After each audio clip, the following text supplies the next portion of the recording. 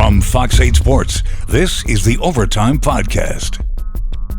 From the Fox 8 studios in New Orleans, this is the Fox 8 Overtime Podcast. I am your host, Sean Fazende. Riding shotgun with me today, as he always does, is Andre Johnson Jr. Before we get into today's content, be sure to like, share, rate, review. If you are watching us on YouTube, hit that subscribe button. Get the bell notification for when we drop that fire content 3 days a week.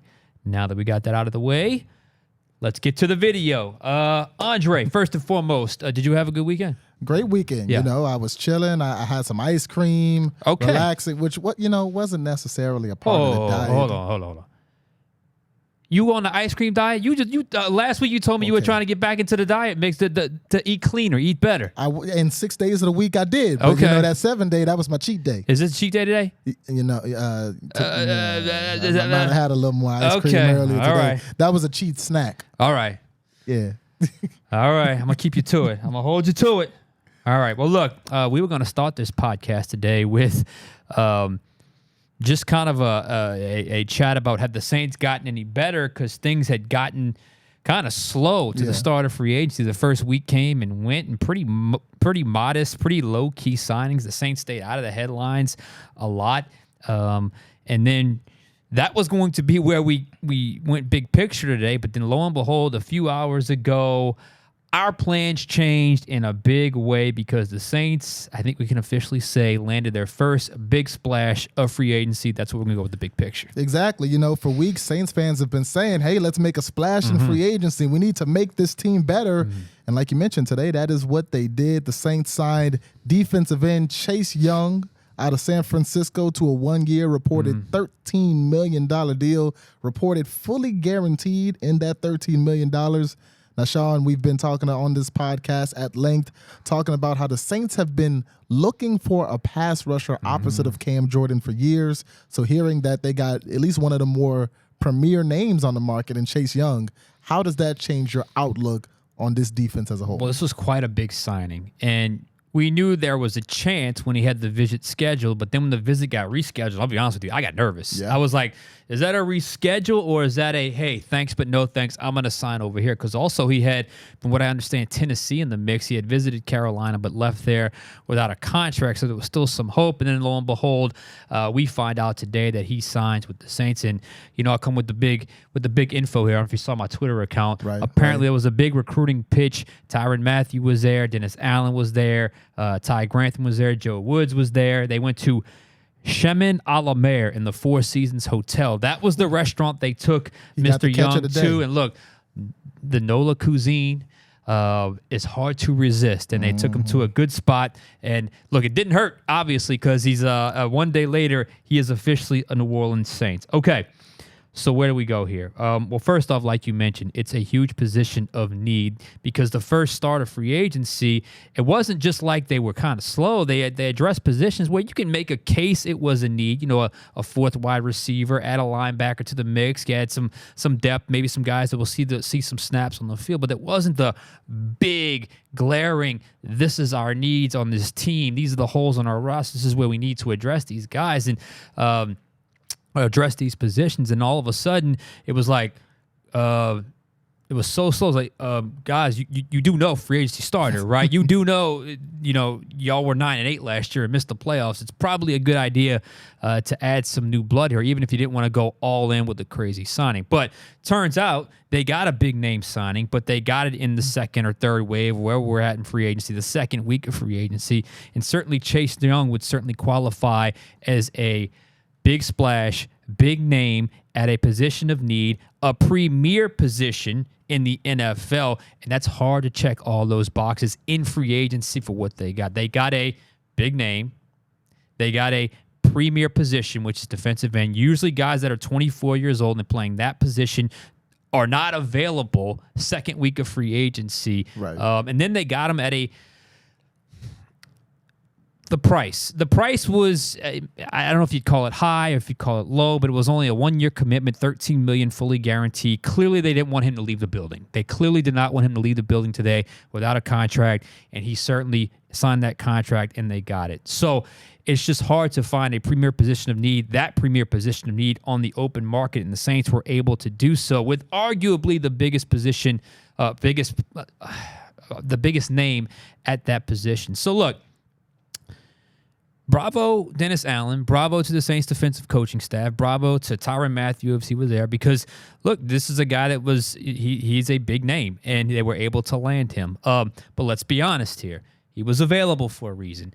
Usually, guys like this time big time names, they don't hit the free agent market because if the franchise they were with, one of them, they could probably franchise them, or they would ink them to that big contract. That's where you got the 1-year, $13 million deal. And that's probably what Chase Young sees. This is a 1-year bet on myself type of situation. And if all of a sudden at this point next year, he is going to be the guy that's going to sign that record-breaking big-time contract at a premier position, it may be the Saints that pay him. It may not be the Saints that pay him. But if we're talking about next offseason, that would have mean he bounced back this year with a huge season on the edge, which is exactly what this team needs. They have got to get some sort of pressure off the edge on this defense because they've invested so much in that area, and it just has not come to fruition. So, all in all, Saints fans, those of you watching, I don't know how you could be mad at this because they needed to make a move at this position, and they got one of the premier names at the position.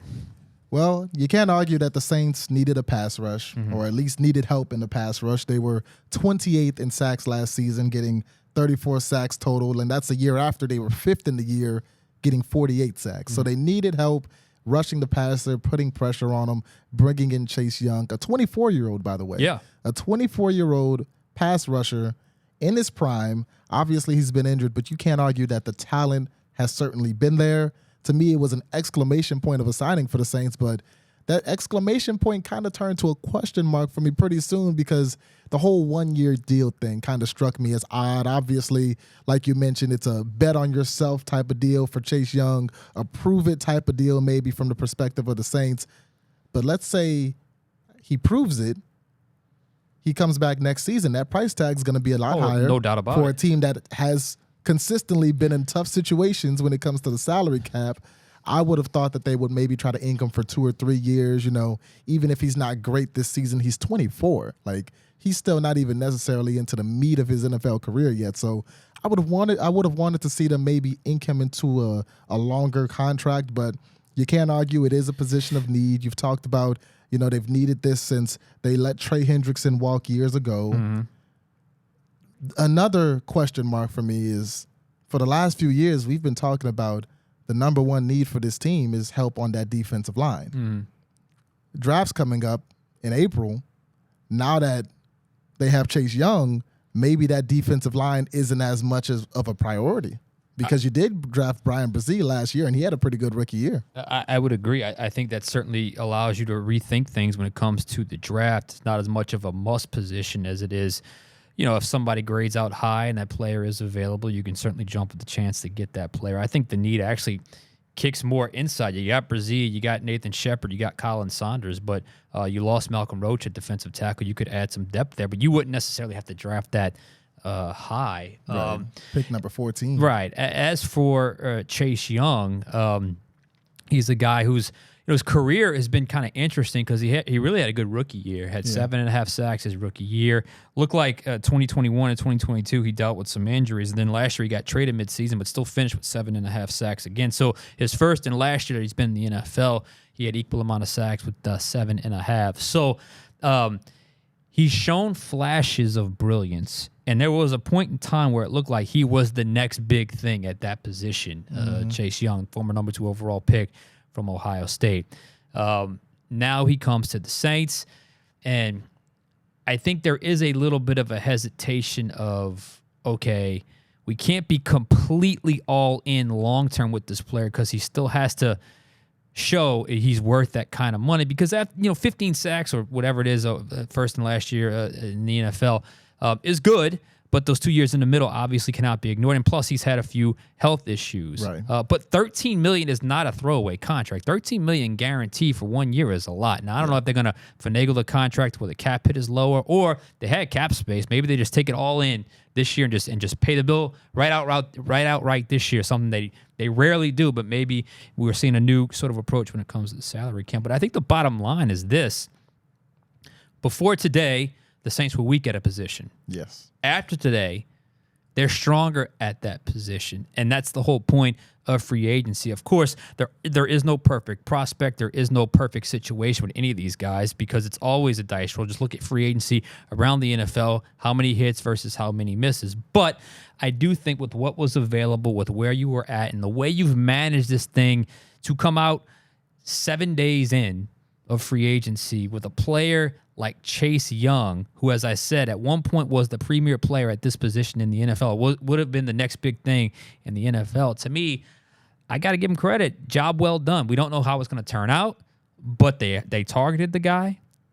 They wined him. They dined him, and they got the guy. So I can't be mad at the Saints' approach. Absolutely. And as we talk, we shift into the defensive line, specifically the defensive ends as a whole. There's one elephant in the room that I feel like needs to be addressed, and that elephant goes by the name of Carl Granderson. Yeah. You know, Carl Granderson last season was the guy opposite of Cam Jordan, and he did a really good job.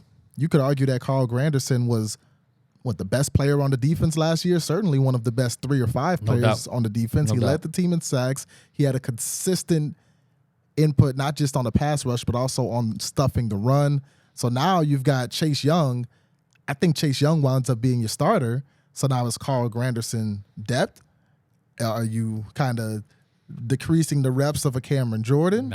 You still got Peyton Turner in that room. You still got Isaiah Foskey, who you drafted last year in the 2nd round. So what do you kind of see being the direction on that defensive line now? Well, first and foremost, Peyton Turner, you're on the clock. Yeah. His roster spot is not guaranteed. That seat getting hot. His roster spot is not guaranteed.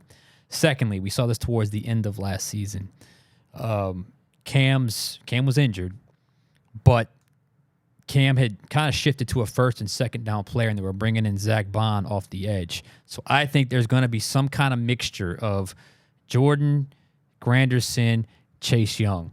The bonus here, because they're not ready to give up on Isaiah Foskey, if somehow the light bulb comes on for Isaiah Foskey, what happens in those situations, if you have 3 young players who are playing well and you're starting to see it, the older guy will just gradually see snaps get less and less and less. They're not showing Cam the door, absolutely not, as evidenced by the restructured contract. But in that, if it were to go as planned, it would be the natural evolution, the natural aging process of the NFL. The problem is they've been preparing for this, and they haven't been able to find that guy. Granderson has been the most solid one, but now they've gone through Turner, they've gone through Davenport, they had Hendrickson, they let him walk out the door. So Cam has kind of outlasted them all. Yep. But now you talk about Cam, Foskey, Turner, Granderson, Chase Young, Tano Passanio, who can go inside and go outside. That is 1, 2, 3 first-round picks and a second-round pick. And Granderson, undrafted guy they developed, they got to hit. That is an insane amount of investment in one position to basically have one guy stand the test of time. That is Cam Jordan. Also, at some point, someone is going to have to be the next Cam Jordan. So I wonder if anyone out of this group can be the true strong side defensive end where Cam has always played. And we'll see how that plays itself out. But the bottom line is you had to add to that position. And going the veteran route with a guy that's played a little bit, to me, that's a nice subtle pivot away from what they've done with the first-round pick investment, because the first-round pick investment from Davenport to Turner has not panned out. So this goes back with the theme of maybe tweaking a few things that they've done in the past. We saw it with the offensive coordinator. We've seen it with the salary cap approach. Just a little bit of a tweak, a little bit of a pivot, and now perhaps a little bit of a tweak when it comes to the edge pass rusher position, angling for a young veteran as opposed to a draft pick. Doesn't mean they're going to avoid it, because I still think if you got a premier pass rusher and it's available and he's highly graded and your pick is up and it's time, it's going to be hard to say no to. But I do think this at least helps soften the blow of, or it helps address a need that's not always easy to fill at that position. Absolutely. And you mentioned how they haven't necessarily had the success you would have wanted for them drafting defensive ends. So now you go into the free agency and you get one, and you're not bringing in a guy who's 29, 31, 33. You're bringing in a 24-year-old pass rusher who obviously he's had injuries, but because of that, there aren't many miles on his body when it comes to just the accumulated time of playing and taking those hits on the field. So that could if he hits next season and he does re-sign with the Saints, you found a diamond in the rough in Chase Young. But now, obviously, you mentioned the draft. You've got that 14th pick. A few episodes ago, we talked about potentially maybe trading back, something the Saints don't do often. Maybe they say, hey, look, we have that pass rusher we're looking for. If we're looking for maybe offensive line, maybe we move back a little bit. Maybe if a guy you love and Brock Bowers is there, now we've got a little more freedom to go after a little that more, exactly. tight end, maybe a wide receiver. If, say, Romo Dunze falls further than you would think he would fall out of Washington. So it definitely gives the Saints a lot more freedom as they go into the draft, which is one of the biggest parts of the season. Yeah, and that's what you want to do. You want to have your needs is filled up as much as possible going into the draft, so you can truly just go highest graded prospect available when your pick comes up. It doesn't always work out that way, but that's what you certainly want to do. And up until Chase Young, and look, I like the addition of Willie Gay, because I think with him and Chase Young, it's going to bring some flexibility and some versatility, and you can get creative with the packages that you use with those guys with that kind of athleticism and speed on the field. But I think Chase Young was the first guy where it was like, okay, Saints have got something here. They have made the signature move of free agency. You know, you talk about Peterman, Horvath. Cedric Wilson is a nice pickup. I think is a nice fourth wide receiver. We'll see if they'll probably add one in the draft as well. And then you talk about now Chase Young. Am I missing one? Who am I missing? Stanley Morgan Jr. for St. Aug Products. So that's looking like your major free agent class. They're going to add more guys when they get as free agency goes on. I think there was a guard tackle they picked up today. I forget his name, from Minnesota. But so that's another need as well.